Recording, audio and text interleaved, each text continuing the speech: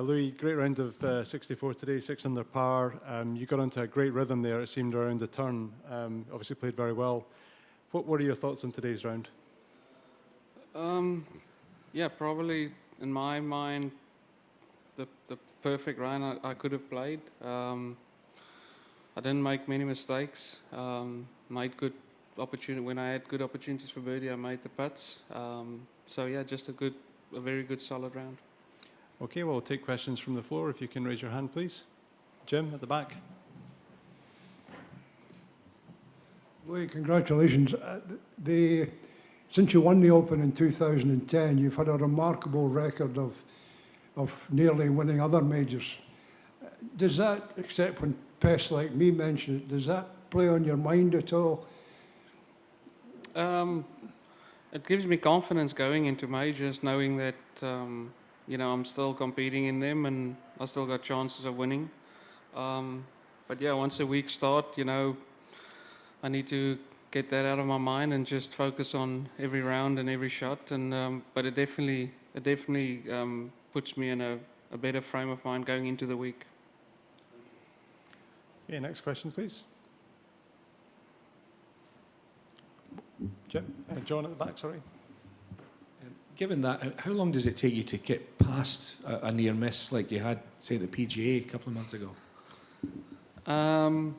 Yeah, it depends if you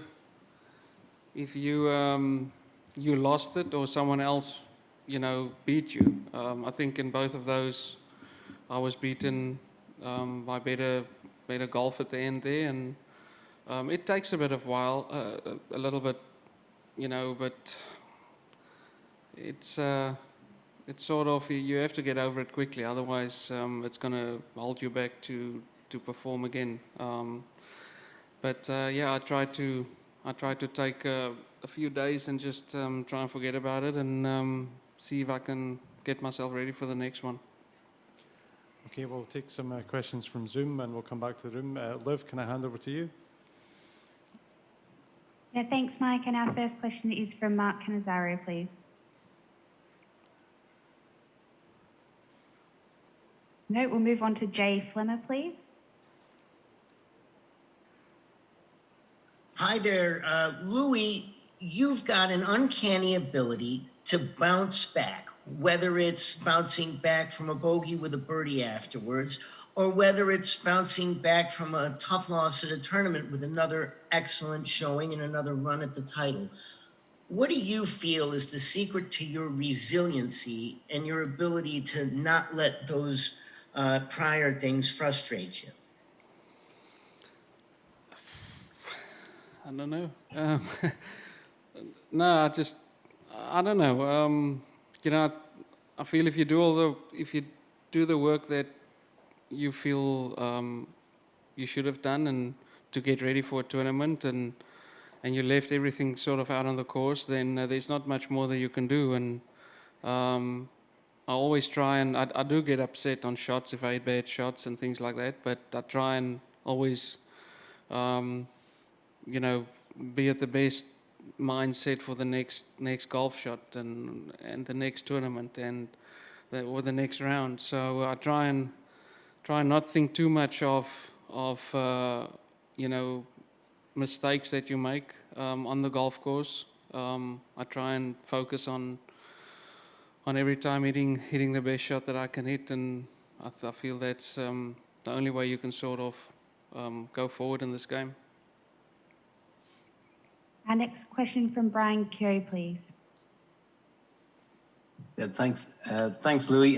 Just wondering, can you talk a little bit about the strategy of playing this golf course? Obviously, there's quite a lot of strategy involved in playing it well, and the role your caddy is playing in formulating that strategy. The experienced man there in Colin Byrne. Thank you. Yeah, I think number one on this golf course is hit the fairway. You're not going to be able to do much from the rough here or the fairway bunkers. So, coming into this week, driving the ball good is key. And if you're uncomfortable with the drive around this golf course, then, don't be scared laying further back as long as you can get in the fairway.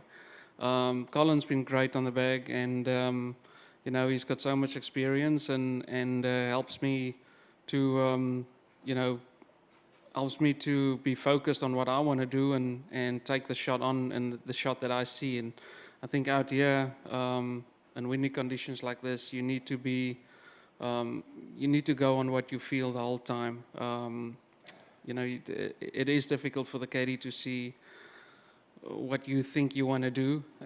So it's great that he gives me a lot of confidence and trying to play the shot I want to play.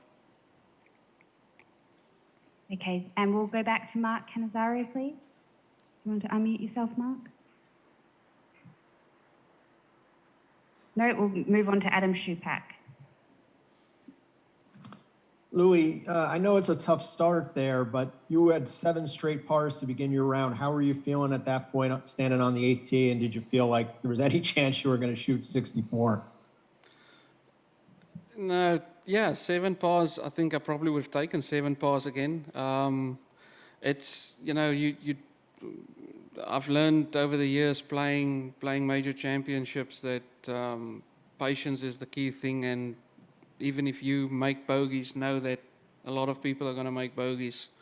And I was just very patient. I was trying to just hit my shots and didn't really hit anything close enough to make birdies those first few holes. And then all of a sudden, you know, just made 2 good putts on 8 and 9 and got the ball rolling. And, you know, it happened quickly, but you know, you still need to put yourself in those positions. And I felt definitely the last 10, 11 holes, I gave myself a lot of opportunities.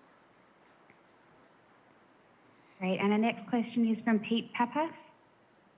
Pete, if you'd like to unmute yourself. Thanks. Hey, Louis. You said earlier in the season how you've been working on your putting game. That's something that you wanted to sharpen up, and obviously it's been paying huge dividends. We've seen you make some just absolutely insanely great putts, you know, over the past few months. And I was just wondering what specifically you worked on or what you did to get that game up to the level that it's at right now.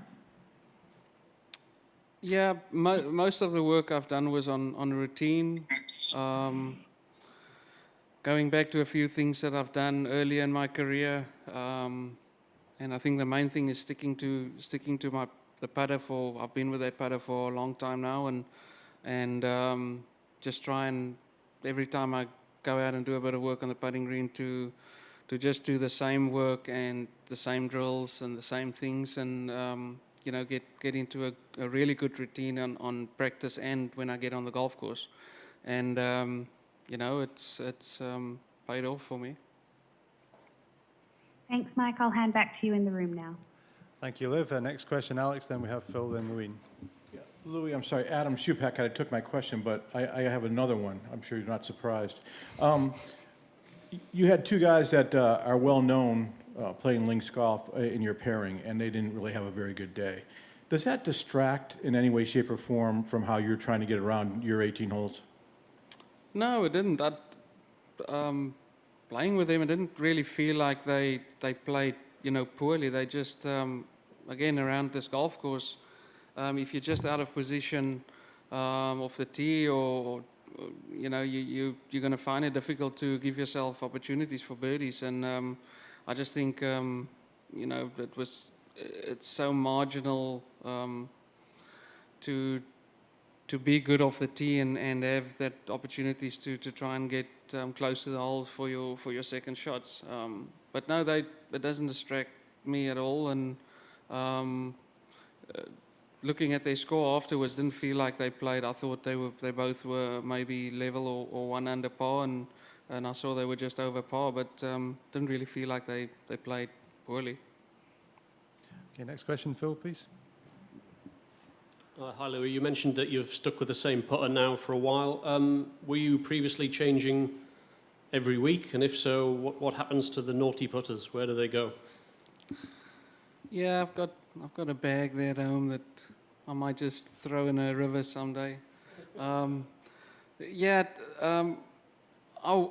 went through a stage where I changed a lot of putters. Every week you were trying something, and you know, realized quickly that there's no way to find any find any consistency in putting if you do that.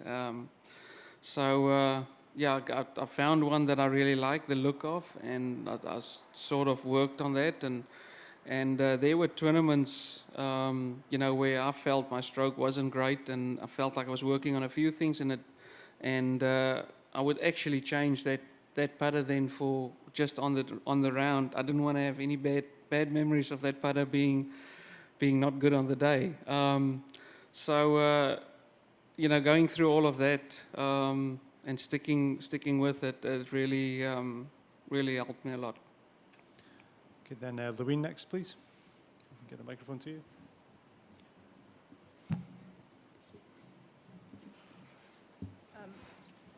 Yes, sorry, I was going to ask, going back to, you say when you take a few days off after something has gone wrong and you forget about it, what is your secret to forgetting about drowned? Because I don't know. Just forget about it. There's no, you can't be thinking of about bad rounds when you start the next one. So you got to shake that off quickly. I think anyone playing professional sport can tell you that you got to have a really short memory. You got to just go on and work hard again and see if you can do better the next time you go out. you go fishing? No, just spend time on the farm with the family and with the kids, and just get my head away from golf completely. Do you get on your tractor? I gather you Always. I'm always on the tractor, so don't worry. And is that a cure? I don't need to play good or bad to be on the tractor. So. Thanks. Alex? Look, at the same point, do you try to remember good rounds tomorrow, or do you try to put that aside as well? No, good rounds you always try and remember. I think when you're going through a spell where you want to try and figure a few things out, I would always go back and look at videos of when I played really well, look at good rounds I've played, and when I know I've done good things on the golf course. And that really helps you to see yourself play well again, and to look at a few certain things, whether it's a movement in your swing or type of or something you were doing on the greens. But I love going back and watching good rounds and just get some confidence from that. Okay, and I think we have one final question on Zoom, so I'll hand back to Liv. Thanks, Mike. We have another question from Adam Schupak, please. Thank you. Louis, first off, what model putter is it that you're so in love with right now? Man, I hope I don't get this wrong. I think it's the Voss. It's the Ping, obviously Ping, and it's the Voss. So, yeah. Okay. And then my other question for you is, if you were to win a second major title, do you think that would accelerate your decision to retire and head back to the farm? Or do you think it would push you to try to get a third and fourth and maybe keep playing for much longer? No, while I'm competing in the game of golf, I will be playing.